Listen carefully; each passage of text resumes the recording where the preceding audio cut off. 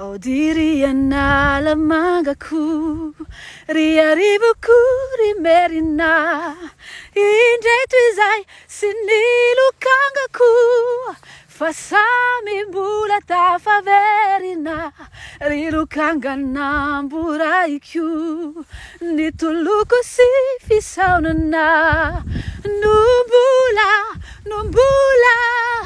numbula raisiko angataiko ya, rabany ty fiaonana,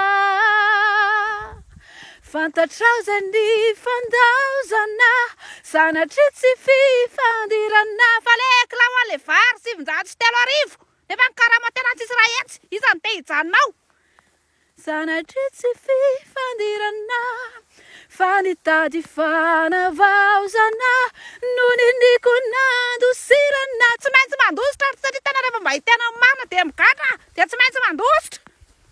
Taminao no nitarainako, nitoloko sy ningidiny, tena leo e, resy tosika, tena resy le vahoaka, tena resy, le vahoaka anona, le vahoaka sécurité ny ananisanaro dia préfet na tena katikati raha tena raha misena amin'inona.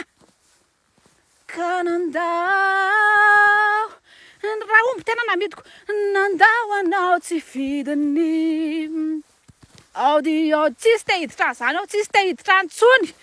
Le fianakaviana sisa ny tiana hiverenana ody ihany, fa tsisy te hiditra antsony zao. Potehana raha mihitsy le Madagasikara, leo a.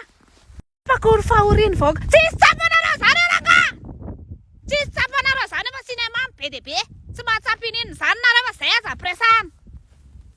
Tena ataona riva, tsapako ny fahoriany vahoaka malagasy, tsapako ny fahoriany vahoaka malagasy, tsisy tsapanareo. Ody re idirako, riakany